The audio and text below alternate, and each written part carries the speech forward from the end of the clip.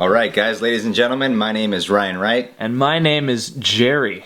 Welcome to the Movie Buff Podcast, where we are two movie buffs. That's right, people, two movie buffs. I'm sure you met a couple in your life before who like to get buff and review movies. I'm totally kidding. We are not Mark Wahlberg and Dwayne "The Rock" Johnson. We could be. Because, like, you're kind of ethnic. I'm that mysterious looking ethnic. Like, what the fuck ethnicity are you? Yeah, and I'm the white guy. Yeah. So if we both got buff, we could be Mark Wahlberg and The Rock. I shouldn't reveal my ethnicity ever. I think that's going to be my thing that I do. Yeah. Never revealing my ethnicity, because you could be the Cliff Curtis of also acting. I'll give a hint. I'm two ethnicities. And yet no one ever manages to guess one of them correctly. No one ever does. So today what we're going to be doing is we compose our list of our top 10 favorite movies of 2012. I'm not going to lie to you. I'm very nervous about this. I am too. I'm afraid to get judged, actually, by it. Here's what I think is a good place to come in on this. Because I'd like to describe this, because this is the first time I've ever put up like a top, 10 or 15 list of the year. Yeah. And so my stance on it was like, this is going to be, I'm not going to call it like the 10 best films of the year. I'm just going to call it my 10 favorite films of the year. For whatever reason. Exactly. That's how I would put it too. For whatever reason, these films stuck with me, or I really enjoyed them, and I like to think that I included a lot of different things. Like, that's kind of what I aim for in a top 10 list or a top whatever number list, is like, I want some variety, different kinds of movies. So, there's probably going to be something popcorn in there, and there's probably going to be something, indie and obscure in there. What I did when I composed my list was I just found the list of like all the movies that were pretty much released in 2012, and whatever my heart just gravitated towards, that's all I chose, and I made it just as simple as that. And they all happen to be a bunch of box office hits, and most movie critics I know will go out there and they'll put out like some independent film that no one's ever heard of as like their number one favorite movie of the year, because they're sophisticated. Well, yeah, I mean, like I said, I'm sure, I didn't see every movie this year, and, there are a lot of movies from 2012 that I missed that I really want to see, but of what I did see, there's a good smattering, and like I said, I'm not necessarily saying that all of these films are the best, quality or the most, world relevant films or anything like that. That's not the point of my top. It's just like what I enjoyed the shit out of the most this year, or appreciated really in a big way. Oh yeah, no dude, absolutely. And that's exactly how I feel with my list. And just to be fair, Jerry and I are not the kind of guys that like to rank our top 10, especially when they're so different from one another. Yeah, it's I'm not about to compare some kind of like... I'm not going to compare a comedy with like an ultimate comic book movie, Yeah, right. It just wouldn't be fair to do that. They're so different. It's like one day I might go out there and I might say, oh, this comedy was a great film, but then a film that everybody loves, I might say, hey, I actually didn't like it, and people go, but you like the comedy instead? That's it. It's not fair to compare the two. Well, I've never, my view on any sort of rating is that it's not fair at all to, I don't like the system of rating in relation to other movies. Yeah, it is like, unfair. If you give, a comedy 4 stars for whatever reason. Maybe it's just a really fun comedy and it does everything well. It's got some fresh ideas. Yeah, it executes comedy well. Yeah, you give it 4 stars for whatever reason because, you think it's, for what it does, it's that good. Yeah. And then, some other hard-hitting drama movie you give 3.5 that everyone's going to be like, how did you rate this comedy over that movie? Yeah. And I always want to be like, dude, I'm not saying that it's better than that movie. I'm just saying that this is how much I think this movie does its own thing. And I think, people get sort of the wires crossed on criticism, like everything is relative. And if everything was relative, then we wouldn't, ratings would be messed up.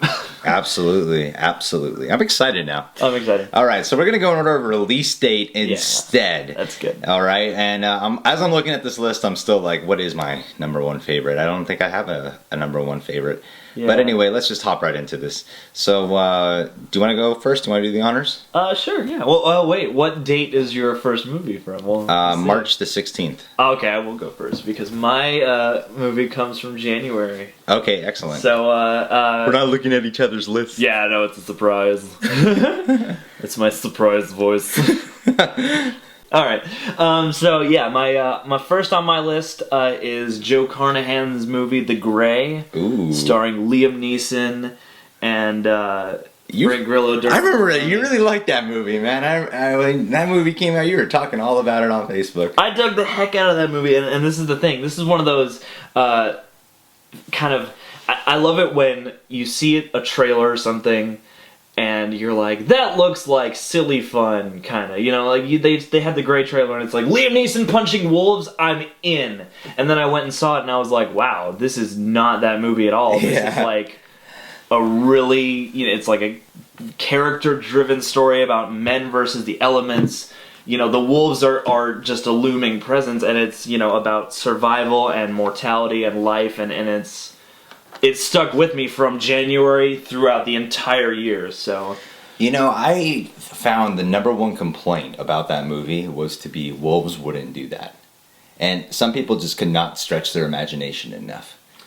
Yeah, I mean, they address it in the movie, and I don't know, you know, I'm not an expert. They address it in the movie in a way that made sense to me. You're not a wolf expert? No, I haven't spent many a time on a preserve, you know, studying the habits for weeks on end.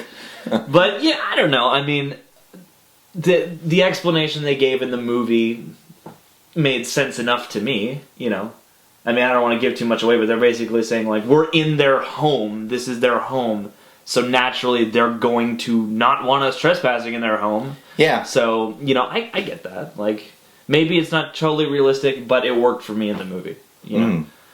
What I gather from your opinion of the movie is what you're saying is, guys, it's so much more than that. It's not like, about the wolves. The wolves were just the most advertised thing. What I'm taking from what you're saying is the wolves were the most advertised thing because they, you know, sold the entertainment value more, you know, because they're marketing the film. They're trying to get it exciting. Weird. So that's the number one thing I heard actually above the wolves thing was how different the marketing was compared to the actual film, you know? I mean, it would be a hard film to advertise, but it was like when I saw it, the trailers were Battleship, G.I. Joe 2, like The Expendables 2. It was like all big action movies, and it's just, you know, it's not that movie. Well, they're writing off of Liam Neeson's action hero status that he's created at 50 years old. I don't know how the guy did it, but very impressive. Taken just took him in a whole new direction. He's like, if people like this shit, I'm going to keep doing more of it. Yeah. But, you know, just in closing on that movie, I really dug it, and like I said, it stuck with me throughout the whole year, so...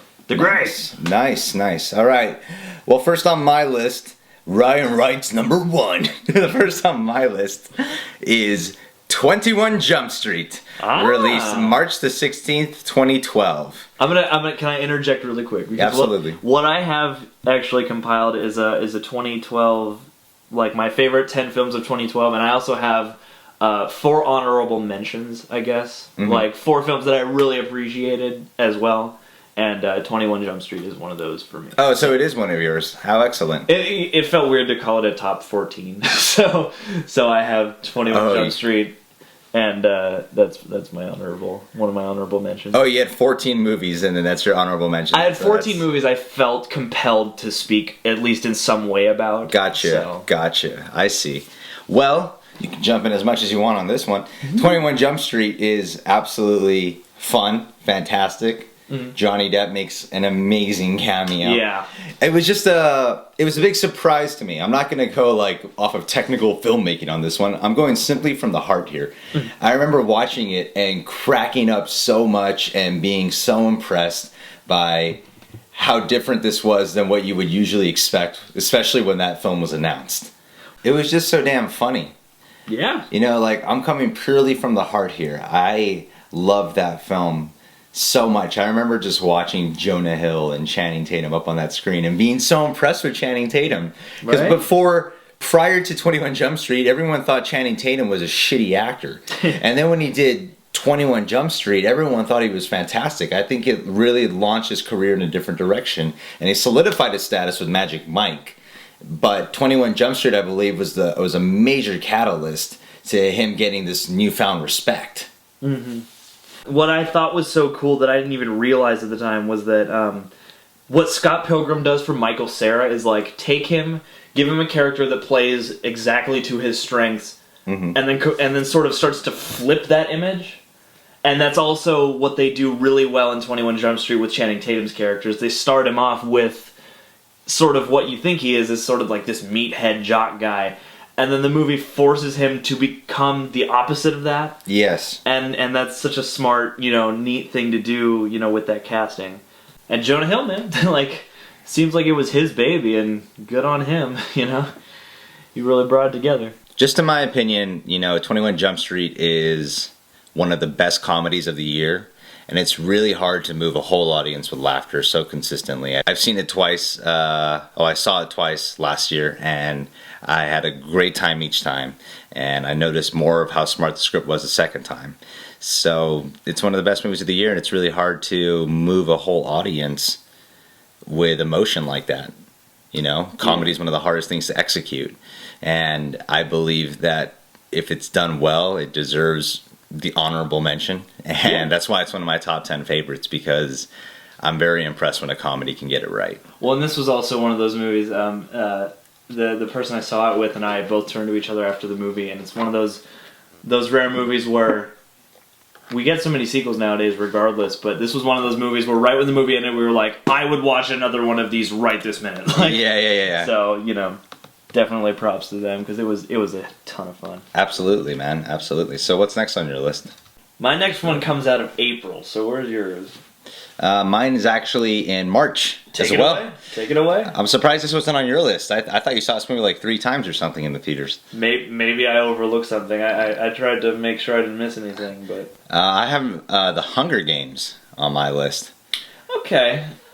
I might be compelled to throw it on my honorable mention. My honorable mention list. I mean, I definitely liked it a lot. I don't know if it's one of my favorites of the year, but I definitely dug it. I'd put it in an honorable mention. Another honorable mention. Yeah. Maybe.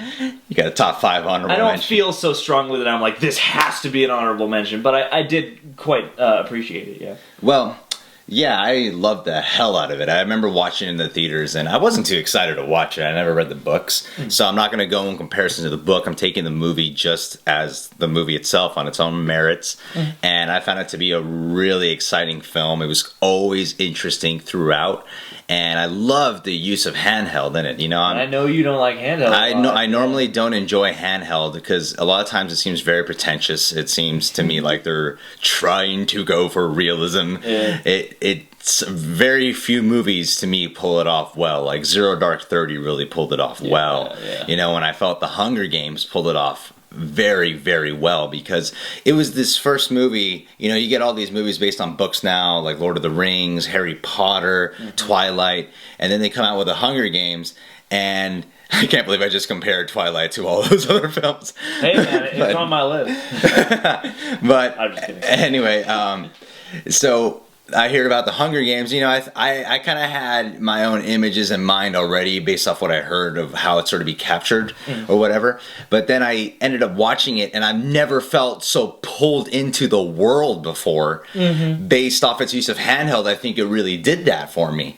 That was one of those, like, I was sitting there watching it, and for the first couple minutes I was like, holy shit, this is real. Like, they're really going all in with this look, and you really feel like you're there, though, the whole time. It's a bleak movie, and in a lot of ways. The really great acting, especially from Jennifer Lawrence, really sells it. Lenny Kravitz, bro. It was all about the Kravitz in that movie, man. She's great, and there's it's good supporting cast. It's PG-13, but there's violence in it that I was kind of shocked to see in a PG-13 movie when you're seeing a bunch of teenagers just murdering the fuck out of each other. But it's that was the interesting thing. Is it because it's one of those young adult books, and that's an easy category to roll your eyes at nowadays. But like I said, I was like, wow, this is some heavy stuff for a young adult book, or an adaptation of a young adult book, and I dug it. It's a raw raw movie. You know, certainly. it doesn't hold back, and I love that for a film that's based off a book that mainly, you know, children, teenagers gravitate towards. It's awesome to see how raw a film like that was, and did it through PG-13 status as well. It's a very ambitious film. Yeah, very, very ambitious movie. It's amazing what the MPAA will let you get away with when you just don't let people bleed. Yes, exactly. Because there are some moments where like people are getting their faces smashed into giant metal boxes when they're in the cornucopia. And just stabbing the fuck out of each other, man. And it's like crazy. that, like the stung over bodies and stuff like that. I'm like, this is kind of intense. But, yeah. Very authentic acting throughout too. Yeah, very impressed with that film. But anyway, so I have a April one as well. Next on my list. I do too. You have an April one as well? Are we going to overlap? Mine came out on 4/11. 4/11. Ooh. Oh, is it? Okay, we're going to do a 1, 2, 3 on this one, okay? Alright. Okay. Ready? 1, 2, 3. The Avengers, yes. It's the same movie. It's the same movie. Marvel's The Avengers? I think it's the only movie that came out that day. The Avengers is a fucking awesome movie. Probably the most awesome film this year. Like, if there was one word to describe awesome, I would think Marvel's The Avengers does it with being awesome. It's Jossome. It's Jossome. There you go. That's great. You know, it's got a wonderful fucking script, an amazing screenplay. Yeah, you could really tell that he gets and loves those characters. Yeah, that's what I mean. It's surprisingly character driven. Every character is acknowledged. I remember that was like the biggest thing I was concerned about when I heard about the Avengers was how are they going to possibly pull this off? How are they going to make everyone feel like they all got their due, you know? Yet he does it superbly, you know, to find out he not only directed it but also wrote it. That's fantastic information. It's like, whoa, please do all of the Avengers movies. Right. Don't stop. And not only that too, he's not just great at writing characters, he's great at capturing action as well.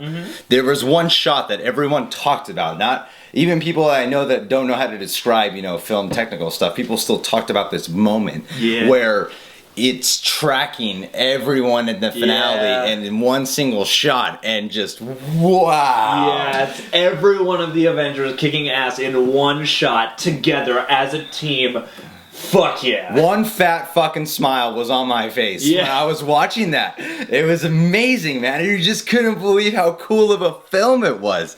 Awesome. And at the same time, too, it doesn't sacrifice what you want, which is just a badass superhero film. Well, see, that's the thing is, like, all my best lines end up coming from other people, but, like, there were 2 points made about this movie that I thought were especially poignant. Is, like, Neil Patrick Harris, I think, said that, like, what's so great about Joss Whedon doing the Avengers is that the action scenes will be thrilling, but the talking scenes will be just as thrilling as the action scenes. Yep, and he totally accomplished that, man. Yeah, totally. And also, like, just the way somebody else pointed this out to me, just the way he is able to deconstruct a character whilst also completely being true to that character is amazing. Just all the character content, especially with, like, everyone was worried about Hulk, it seemed like, and man, Bruce Banner. I can see why there'd be a lot of concern around the Hulk. You know, that was like the one film that just didn't seem to truly get it right. Yeah, after all the attempts, that no one ever quite nailed it. At least, like, perfectly nailed it. Yeah, exactly. You know, like, I really liked the Edward Norton one, but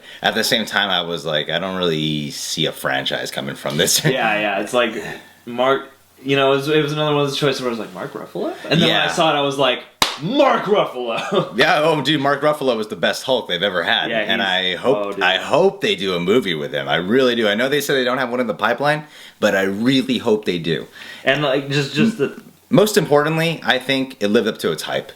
Total. I mean that third act alone, that big finale battle was like it's the perfect, like, it is the ultimate nerdgasm of awesome, spectacular. And they did something I did not expect them to do, which is what I wanted and thought how cool it would be to see, but I didn't expect them to do, is what they managed to make the characters, the Avengers, at times fight each other and see the powers go toe to toe against one, not just work together but go against each other. Well, yeah, because they have to learn to be a team. Oh, it's like out of a video game. You want that. Well, that was his from all the earliest interviews. Like that was the big thing that I guess drew Joss Whedon to this. Was he said like these are the Avengers is a bunch of people who have no business being in the same room together, being in the same room together,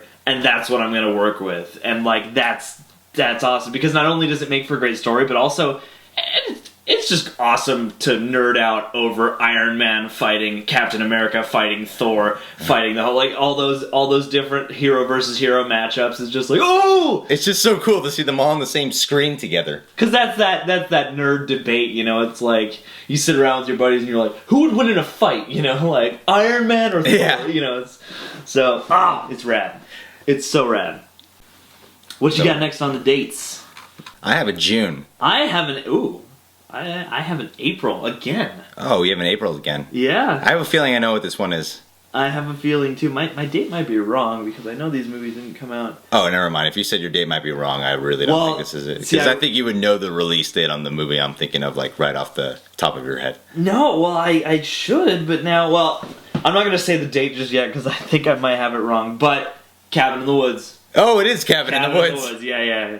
Cabin in the Woods. Oh my. That's what I was thinking. Yeah. Yeah. Well, what do you have a date on that? No, I don't have a date on that. Because this is the 13th, and I have a feeling that might be wrong. So, but anyway, Cabin in the Woods. Oh my God, I am a huge horror fan. For those who don't know, and you know, I can't say much about it because it's one of those movies that's precious because there's twists and turns everywhere. And there are so many things that are just it's the 13th. Yeah. Okay. Well, good month for Joss Whedon. Yeah. But sorry, I just got the information. Had to interrupt you with this important information. So it is April 13th, I guess. Okay. Because that's the date I have here. I guess I don't know. But it's Drew Goddard who directed... No, Matt Reeves did. Drew Goddard who wrote Cloverfield and who's done a bunch of Buffy and stuff with Joss Whedon. And Joss Whedon. So, you know, it's from a very smart team of writers, and it's like take what Scream did for horror movies, and then multiply that times like 20. Nice. Because it's like it deconstructs the genre while mixing it with stuff, while also writing a love letter to it. It's one of those movies where every time you're like, oh, that would be cool, but it's probably not going to happen. Then it fucking happens. Yeah. Like, it's constantly one-upping the experience, and I can't say enough about it. It is definitely one of my favorite films of the year. I saw it multiple times. I heard it was also, like, funny at the same time, too. Like, it manages to also be a really funny film. It's really funny, it's really witty, it's really smartly written, and... But I hear they have like all these elements kind of working together at once. Yeah, you know that's what there's ton. It's kind of a mashup. It's kind of a puzzle box of genres and themes, but it's so good. And then once you're done with it, it sort of affects how you look at other movies. So like that movie, as cliche as this term is, that movie is a game changer. Nice, in a way, and it's you know, if you're a horror fan, even if you're not a horror fan, you know, all you gotta know is the 5 teenagers going to a cabin in the woods setup, and you will appreciate it. And the cast is great, you know, and Chris Hemsworth, you know, that's partly how he got the role of Thor, was through Joss Whedon working on Cabin in the Woods with him, and then he recommended him to Kenneth Branagh. So, incredibly well written, well directed, and Joss Whedon did the second unit direction, so it was like a total team. So, Cabin in the Woods, man, all the way. That's great. So yeah, Cabin in the Woods, man. Okay. What's your next release date? My next release is June. Okay. I don't have a specific day on it because it's a little bit of an obscurity, but. Well, I don't think this movie's on your list. So maybe I should just go for it since I have a June one too. Take it away. You know what? I talked a lot about Cabin. You take it away on this one. Well, I'm sure you'll be fine with this movie because you saw it. It's Ted. Oh, okay. That was June, really? Yeah, June 29th. Oh, okay. Yeah. All right. And I really dug this film. You know, it's a fantastic film in my opinion. You know, a lot of people complain about like, oh, it's just another like bromance story, but that's what I like about Seth MacFarlane's style. Mm-hmm. He tends to take simple movies but make them a little bit outrageous. Yeah, well, and I mean, even so, like, it's an outrageous plot because it's not. It's a talking teddy bear. It's not. Yeah. I mean, even if it is, you know, a romantic comedy, bromance story, like, it's really well executed, even just in the construction. You know? Yeah. It's, you know, the thing about Ted that I found the most interesting is how believable Ted was, because he's a talking teddy bear, and yet the effects done on Ted are not distracting. You just totally buy. It's a good performance by Seth MacFarlane. It was done through motion capture, and it's really. Yeah, it was. Yeah, and he's a pretty big guy, isn't he? Yeah, he did the performance, and he's fantastic in it. And I thought he should have gotten more credit because he blends well into the world, and that's a great job that Seth MacFarlane did of creating this story. And I thought it was kind of underrated in that aspect. Well, I think all the you know, the plot is tight, because one thing I always harp on with this movie that I think it got so right is that there's never a moment where I was like, you could have just had a 2-minute conversation and solved all these problems. Like, that's a pitfall for a lot of these kinds of movies, and it completely avoids that for me. So, you know, I just gotta give it total credit for being well constructed. Like, it's not in my top, but I definitely appreciate it. I thought it lifted my spirits. I remember before, you know, I'll get really honest about it. Like, I remember before I actually watched the film, I was actually in a really, like, down mood. I really wasn't feeling good that day. Like, I was pretty sad. And I went to go watch the film, and I didn't think anything could really lift up my spirits, but that film had all these certain elements of joy, but crudeness, and a lot of different, like, a lot of sympathy, a lot of heart. Yet it managed to still be like have a lot of profanity. It was able to do so much in so many different levels of humor that I find funny, and it pulled each element off so well. See, maybe why I don't have it higher is because for me the only place where it, you know, sort of faltered was the comedy, and just in the sense that I just didn't laugh as much as everybody else did. You know, so it's not even like I don't think it's funny. It's just I didn't find it like, oh my god, I was laughing every minute. But I guess that might be a contributing factor as to why I don't like love it enough to put it on the list. Well, yeah, that's fair. That's just how you felt towards the movie. I mean, there's nothing wrong with that. Like, I would be stupid of me to try to convince you of how could you not find this funny? What's wrong with your emotions, John? I mean, what's wrong? How could you not find this funny? What's wrong with your emotions, Jerry? You know what I mean? Yeah, no, but I get you on that. Like, it's not from this year, but like Horrible Bosses did that to me. Yeah, you see, Horrible Bosses isn't on my list. It was not from 2012 anyway. But I was having a crappy, awful day when I... Oh, okay. And then we were just like, let's go see a comedy. Horrible Bosses is out, and like it turned me around. So like I can totally see that with Ted for you. Yeah, it uplifted my spirits. It reminded me of that buddy, you know, relationship. Yeah, for sure. That I hope we have. Jerry. Yeah. Yeah. That's my Peter laugh. But anyway, that's why I love Ted, and plus it just kept me laughing the whole time. That's like the most main important part for me. It did keep me laughing the whole time, and there were times where I just cracked up so hard, and then I would reflect back on those jokes, and yeah, it definitely uplifted my spirits. Anyway, what's next on your list? Next on my list is I'm counting it as June because I guess that's when it debuted this year. I saw this at the I saw this in a sort of limited run. It's quite an obscurity, and it's a very divisive film, but it is a movie called Beyond the Black Rainbow.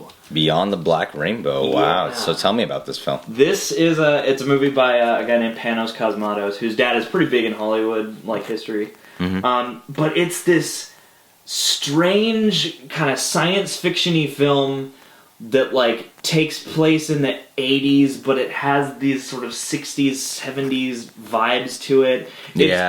It's a really kind of... It's like it's not a traditional narrative story. Like there is a narrative, but it's more this like fever dream of imagery and, you know, metaphors, and it's just a full-on oral, you know, visual experience, and it's just so overwhelming in terms of the vision. Like the first time you watch it, you're not even quite sure what you saw completely, but it stuck with me, man. Like, just the images and the music and the... Was it a horror film? It has horror-ish element. It's certainly unsettling in a lot of places, so it's kind of sci-fi horror. I wouldn't go out and say, like, it's straight-up horror, but it's certainly... It sounds like it certainly has some horror to it. Sounds like Space Odyssey. A little bit, it's like if you took the end, like the last, like with the light tunnel and the room where it's the baby and then he's an old man. If you took that sequence and made it into a movie, you would at least be kind of prepared for what you're about to walk into. Mm-hmm. It's a slow burn flick. It's very deliberately paced, so some folks might not have the patience for it, but definitely sounds like Space Odyssey. Yeah, right. But oh man, it's a strongly crafted flick. It's very strange, and like I said, it's also very divisive because some people put it on their top, some people put it on their bottom lists. I've seen it on both places equally. For me, it's on my top. That experience hasn't left me yet. I still think about it a lot. That's great. I'm glad that a movie can do that, man. It's always great to hear about a movie that can actually really affect someone like that. Yeah, for sure.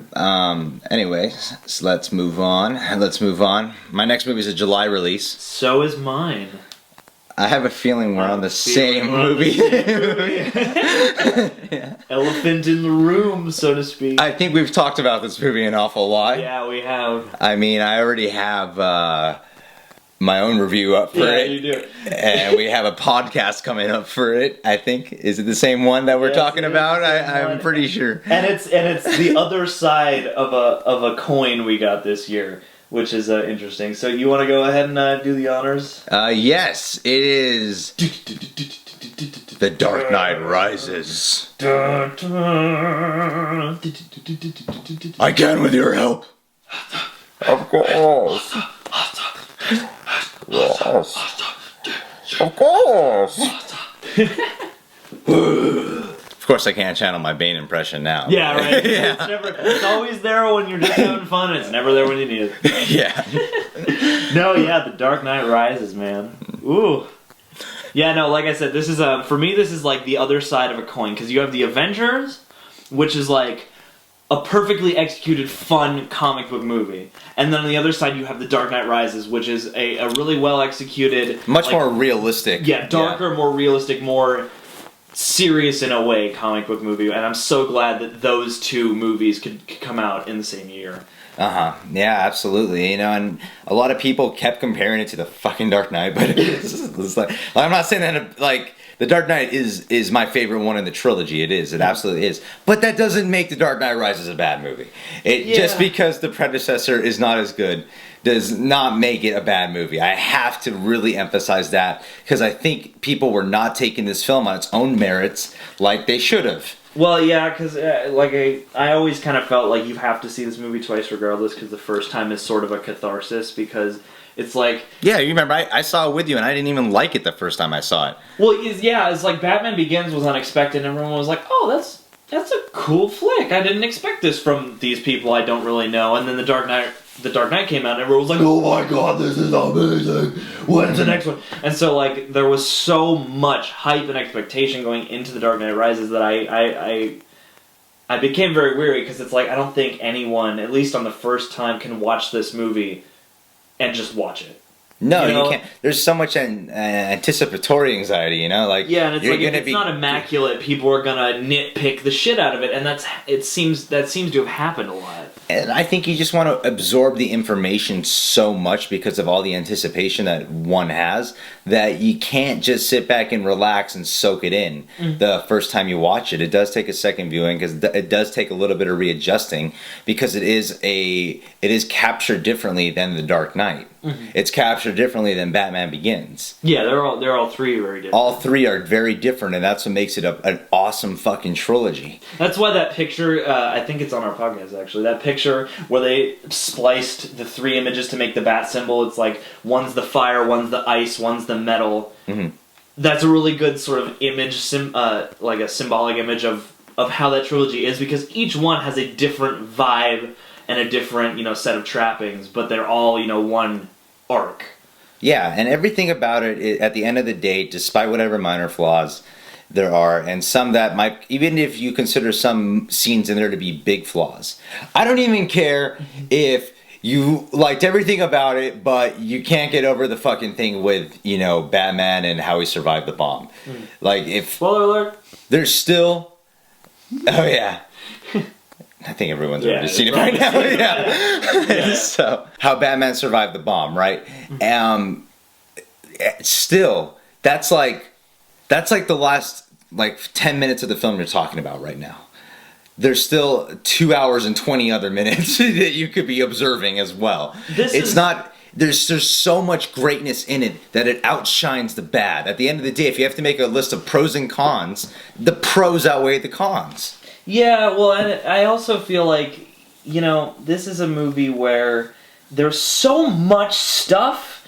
You know, I mean, there's so many things that happen, and there's so much technical stuff. There's just too much to me to completely write it off. You know, because, I mean, everybody likes to get, you know, the hyperbole going and be like, oh, you know, when people are let down, they get really exaggerated. But there's too much stuff in this movie to write it off as a bad movie. Yeah. What's sad to me is how we've encountered so many haters that it's shaped our opinion when we express it into defending the fucking movie all the time. It's so automatic because... Guys, man, it's just truly a fantastic film. It really is. I mean, you know, I really dug. I saw it multiple times. And the more you watch it, doesn't it get better each time? It gets better. You catch more things. It feels more smooth. And I mean, that's another thing I didn't get is everyone, you know, who freaked out about it wouldn't watch it again. And I know that most of those people watched The Dark Knight like 18 times. Yeah. So I'm like, if you love this trilogy, or at least the first two, as much as you say you do, and you love Nolan's vision as much as you say you did, a lot of people didn't seem willing to revisit The Dark Knight Rises. And I'm like, if you love it so much and you keep saying it, why don't you want to maybe, like, why wouldn't you want it to be better? Like, at the end of the day, most people like it. So if you don't like it, why don't you go revisit it to find out why everyone else does? And again, I'm not saying that everyone has to like it. Like I said, it just feels like a movie that a lot of people, because of all the hype and chaos, a lot of people are, you know, knocking and nitpicking because of things beyond just the experience of watching the movie. Yeah, and you know what? You know, we don't credit enough about that movie. The fucking score. Yeah, man. Film. I'm telling you guys, if you guys buy the soundtrack and just drive around in the car listening to it, it's the most awesome experience in the world. It's a fantastic soundtrack. It gets your mind moving. It gets your heart moving.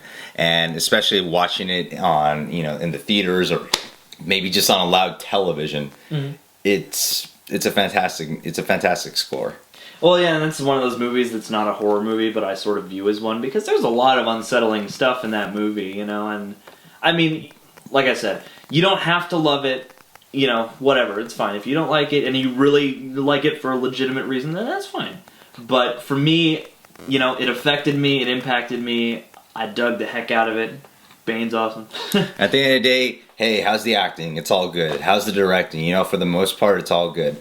How's the writing? For the most part, it's all good. Everything's good. And it does a lot of... Is it original? Yes. They do a lot of things you've never seen done before in a movie. And the story goes places you haven't seen, you know, ever in a movie. Yeah. At the end of the day, they provide you with a lot of things that are very unique. It's an ambitious movie. And that's another thing somebody pointed out to me. It's like one of the few times you've ever seen the villain win halfway through the movie. Yeah. You know? It's like... And you just watch everything change. You watch, like, the genre change into, like, an apocalypse movie all of a sudden. Yeah, I mean, there's some really scary stuff in there. At least to me, it's like, you know, it's about terrorism and you know, just this... There's some really bleak symbolism and really bleak, you know, just things that happen, you know? And you know what? You know what's great about it to me is... When Batman Begins came out, everyone was so raving about Batman, and then The Dark Knight came out, and everyone was raving about the Joker. You know, and this one, The Dark Knight Rises brings you back to. I'm not saying like, hey, it's wrong to love the Joker. I mean, the Joker's like one of my favorite performances of all time of Heath Ledger's. But with The Dark Knight Rises, you know, it's like it brings you back to like, oh yeah, that's why Batman's so awesome. You know? Yeah. It's, you know, it brings it full circle, and like, I mean, we could talk for hours, and we have, about, you know, the dynamics of each, but, you know, yeah, man. Yeah, definitely. We should move on. All I can say is yeah. We should definitely move on. Well, it's your because we're gonna have another Dark Knight haters podcast by the time this is done. Next on my list is September release. Ooh, I've got an August. Oh, what's your August? My August is August 17th, and that would be ParaNorman. ParaNorman. I actually did not bother to check that movie out. Well, fuck you. It just didn't look appealing to me at the time. But tell me, what is? It's okay. What's?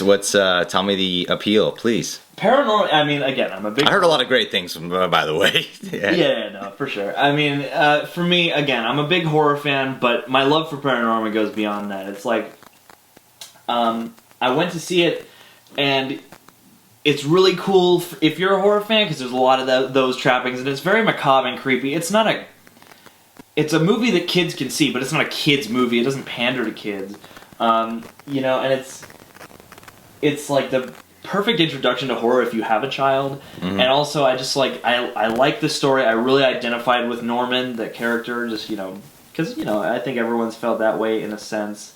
And I really liked all the characters. I really liked where the story went. And I gotta say, like, the underlying message of the movie really kind of blew me away, because I'm like, this is not what I'm used to seeing in, you know, I'm not gonna call it a kids movie, but, you know, like a family movie that you know, you could take your whole family to an animated film. It's not the type of message you're used to seeing. I mean, you know, because be yourself and, you know, you can achieve anything are great messages, but this message was so different and so true to me and so telling that, you know, I just fell in love with this movie, you know. I only saw TV spots for it, and one of the things I heard the most about was how amazing the animation actually is. Yeah, I mean, I don't know how all the processes were, but the claymation, I mean, the design is like, everything has... I will give you, I heard it's pretty frightening. Yeah. It is, yeah, no, it's certainly... Did you see Coraline? Yes, I did. Because Coraline's kind of upsetting, too, and this vibe is it's got a different vibe from Coraline, but, you know, you'll know the sort of...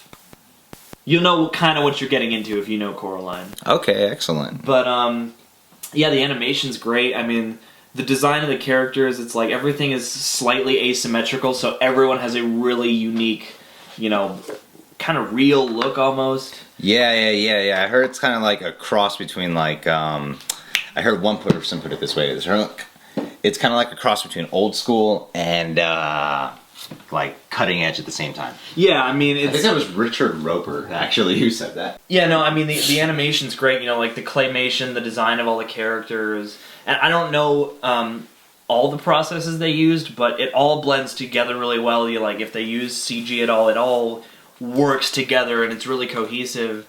I love, you know, the voice talent was all great, and, you know, and if you're a horror fan, you know, there are a lot of little nods and homages and little things, so I just really dug it on every level. Absolutely, man. That sounds great. Fantastic. All right. My next release is a September release. Yes, mine is too.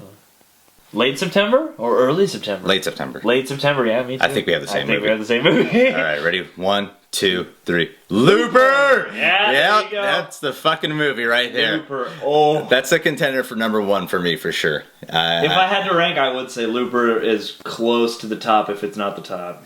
Yes, because it's a brave film, and it's unique as fuck. Everything about that movie is crafted. Yes. You know, it's like, there was such a strong vision behind that movie. Like, Rian Johnson knocked that one out of the park, really. Mm-hmm. Oh, it's great to see an awesome sci-fi film again. You know, I love science fiction when it's pulled off beautifully. You know, Terminator 2 is one of my favorite films of all time, just because it's sci-fi pulled off brilliantly. Matrix does it awesome, and Looper does it great as well.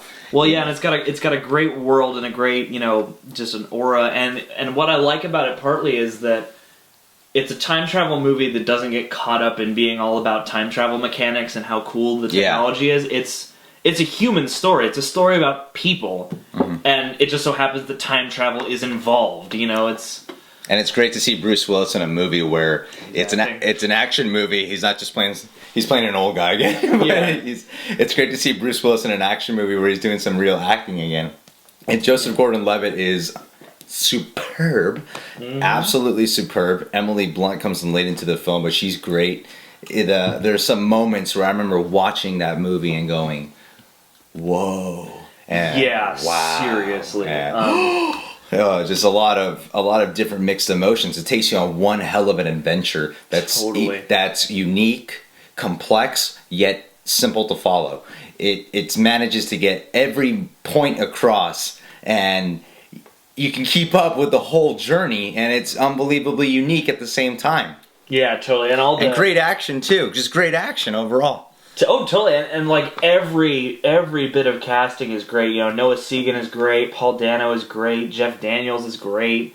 Even characters only show up for like a couple moments. Like Garrett Dillahunt, I was like really into, and you got to give a shout out to that kid because that kid's a crazy ass actor. And what's most impressive, it's still character driven. That's part of why I love it. I liked it so much is because, like I said, it's a time travel movie that's not all about look at how cool our time travel is. Yeah, it's about characters. Yeah, it's about people. Oh no, Jerry, I messed up. There's a July release actually that I have again. I guess we're gonna have to go back and close our loop. Because we were talking about it's perfect. Oh, great. Maybe it was meant to be. Maybe it was meant to be so you could pull that off. Yeah, right. Fantastic. We're gonna have to go back in time. My next flick is. Sorry, I had to drink something. My next flick is The Amazing Spider-Man. Oh, okay. Yep. I was impressed, you know. I was very much against this film, and I came out of that movie liking it more than 2 of the installments of the prior trilogy. I liked it more than the original Spider-Man, and I liked it more than Spider-Man 3. Wow. So I was... Bold praise, my friend. I was very much impressed with Andrew Garfield's performance. The action to me was freaking awesome, and it was very much character driven. They managed to make it a dark tale, and to make it a much more grounded and realistic. It made it a much more believable world rather than a fantasy world. Yeah. And I was really impressed by how they did that. Some people still found it to be unnecessary. Me, on the other hand, I found it to be one hell of a refreshing take. Yeah, man, I dug it. I mean, like I said, it's not on my top list, but I definitely enjoyed it with you. I enjoyed it too, and I was super against the idea, but when I went in, I dug the flick, so it's a worthy entry. It's not on my list personally, but it is a worthy entry. To hear more about our opinion on The Amazing Spider-Man, check out our review at realreasonstosee.com. We do have a review, and I bet it'll be in this video right here, so click that link. Alright, what's next? What's your next date? I have a October release. I do as well, but I'm not sure. I'm positive we don't have the same movie. Okay, what's your movie? Because mine's late October. Mine's October 12th. Mine's October 26th. Alright, well I'm going to take this one, Ryan. Okay. Next on my list, Sinister. Gotta give it up for Sinister. Yes, lovely. Sir. That was, that's one from Blumhouse, and I'm continually impressed with what they do. I haven't seen Paranormal Activity 4, but Sinister, man, I haven't been chilled in a while. Like there's a lot of different things you can take out of a horror movie, and this one was this movie chilled me to the bone. Like it's a slow burn, it takes its time, but it is. Sinister is the perfect title for it because there are a lot of really unsettling, unnerving images. I hear it has a lot of good twists as well. Yeah, and I mean the performance. The other thing is, like, I always harp on this about horror movies because people ask me, why do you love blood and killing? And I'm like, it's not just that. It's like the same things that make a movie good apply. And part of just what adds to why I love this movie is, you've got a well-conceived script. It's well directed, and you have characters who are characters. Like, you have this family, Ethan Hawke and Julia Rylance, like, they together, you really believe their relationship, And there are scenes where they're just arguing because of like the psychological effects of the situation, where you're just like the drama takes over, and you're like, holy shit, it's just like watching your parents fight. Like it's the performances are great, the visual style is really cool, the lighting is really cool because it's very minimal light. Oh, nice. And it's just unsettling and creepy, and a nice spooky twist on a haunted house thrill. Like, it does a lot of mainstay things really well, and it does some new things too. And it was a good time. I really dug it. So shout out to C. Robert Cargill, Massa Worm, because good job on that script. And shout out to Scott Derrickson too. Good director. And co-writer. Good supporting cast, good everything, man. I recommend it. What's yours? What's your October? I would have to say my next one came out a few days before Halloween, 10/26, and that is Cloud Paranormal Atlas. Activity 4. No, Cloud Atlas. I missed Cloud Atlas, and I am a huge jackass. Yeah, you are, for missing that movie. Mm-hmm. It's one heck of an ambitious film. If there is a word to describe the most ambitious movie I saw this year, of last year, if there was one movie to describe the word ambitious film of 2012, to me it would be Cloud Atlas. Oh yeah. Never have I seen a film like that before. Jeez. And I don't think many other people have either. It's told very different, and honestly, I remember watching it the first time.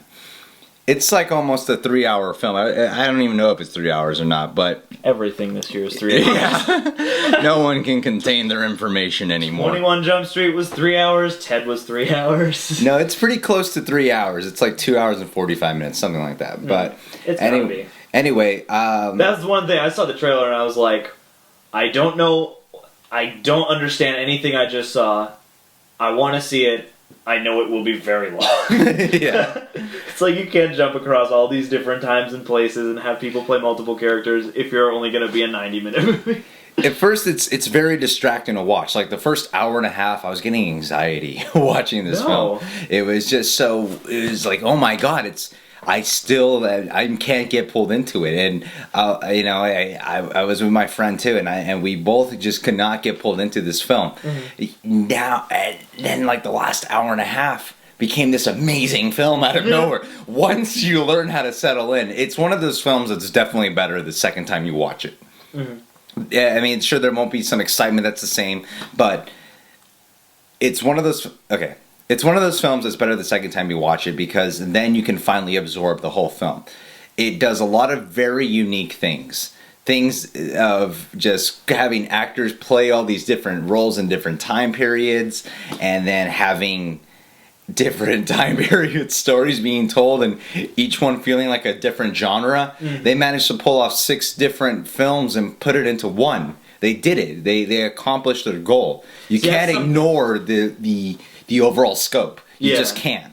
See, that's something that I could kind of glean like from the vibe, was like, I have a feeling that this will be a challenging experience the first time, and then once you can revisit it with some familiarity and preparation for what's coming, mm-hmm. I can see how you would definitely want to watch that movie twice. And when I get a hold of it, I will watch it twice. All right. Next date? Next date, I have a November release. I do as well. I have early November. I have late November, so take it away, my friend. It's Skyfall. Skyfall! Ooh. Skyfall. Yes, we have a review of it, Real Reasons to See. But sure, I'll give a little... Click here. I'll give you a little recap. We need traffic. Actually, my film is Skyfall. Skyfall? Yep. I was really excited when I heard Sam Mendes was directing this, because Revolutionary Road, man. Yeah, I'm never gonna stop making that show. No, you're not. And so I saw Road to Perdition when I was young, and the older I get, the better it gets. Man. Sorry, I completely forgot that's his movie, and that is a hell of a movie. Yeah, it is. It's one of my favorite movies of all time, and Skyfall is directed by him, and it's pulled off exceptionally well. It's one of the best Bond movies. When you can say that, so late into a franchise, and you can say, wow, it's one of the best Bond movies. Well, see, here's the thing about franchises, though, is that franchises like that are long have very random ups and downs. Because, like, you know, I'm a big Saw fan, and, like, randomly Saw 6 is really good, you know, like, and, like, Jason 6 is my favorite Jason movie, so, like, you know, I can see how a late installment is one of the best. It's the most character-driven Skyfall I've ever seen. I mean, yeah, it's the most character-driven. In the Skyfall franchise, this one clearly stands out. It's the most character-driven Bond film I've ever seen, because you're going from multiple characters. I know Casino Royale did a character-driven type of Bond film, but this one really, you get to know everyone so well. They all drive the story. It's an amazing accomplishment. I had a great time watching it. One of the best villains of the Bond series I've ever seen. Yeah, Javier Bardem is. Yeah, this is another one. Like I said, you know, this is another one where I really dug it. It didn't make my top list, but you know, I share a lot of your sentiments on it, and Javier Bardem, man, he's such a delicious villain. It's just one of the best. It's the best. It's just the best blend of old Bond and new Bond. Well, yeah, because like Casino, it's like you got this one statement, you know, like they're kind of redefining it, and then I feel like Quantum of Solace is like they tried to go off in a direction, and it was also mired with other problems, and it ultimately didn't work out, and then they came back to Skyfall, made it super personal, and found a nice balance of old and new, and you know, there's a huge undertone of that, so I'm down. It's good stuff. Okay, so what's your November release? My November release is going to raise some eyebrows. It's November 30th, and I can already hear the people going, you put that on your favorite movies of 2012 list? But you know what? I don't care. My November movie, November 30th, is The Collection. Ooh. And I'm putting this on here for me. I don't care. I'm putting it on for me. I'm a big fan of The Collector. And this movie is, it's like, think of what Aliens is to Alien, The Collection is to The Collector, and I just had a blast with it. You know, I like the characters, I like the style, you know, it was only as long as it needed to be. It was only really missing one thing to make it, you know, just, you know, it was only missing one thing that would have made, you know, for me, not perfection in the sense of, like, this is the greatest movie, but, you know, it's like, it was only missing one thing, and you know what, the rest of it was so much fun and, you know, creative. It's like they said, you know, building a better mousetrap, and I thought they did that, and, you know, I love Josh Stewart in the role. Emma Fitzpatrick is great, the female lead. The Collector's creepy, you know, I like the way they changed it up, and you know, we get a lot of franchises now, but I would definitely watch another Collector movie. I had a blast, and when I left, couldn't wait to see it again. I will say this: what I heard about that movie was how, you know, torture porn films really don't get recommended that high. I know, but that's what at the end of the day, that's what everyone's been categorizing it in, and. If for a torture porn film, it was rated rather high for a torture porn film, you know? Yeah. The Collection or The Collector? The Collection. Yeah, because they both are, and I mean, yeah, no, it's telling. I have a theory of sort of like Rotten Tomatoes relativity for horror movies. It's like if it's like a 40, it's probably all right, because you got to multiply the scores by 2. Mm-hmm. So you know, people seem to dig The Collection, you know, and appreciate it, and. You know, I'm happy. Good cast. It's pretty smartly done, and they really did a good job with their female lead. The way they handled it's a good character. She was a great actress. I'm so down, and I love Josh Stewart as Arkin. So, Collection, good times, unique, good stuff. What's next on your dates?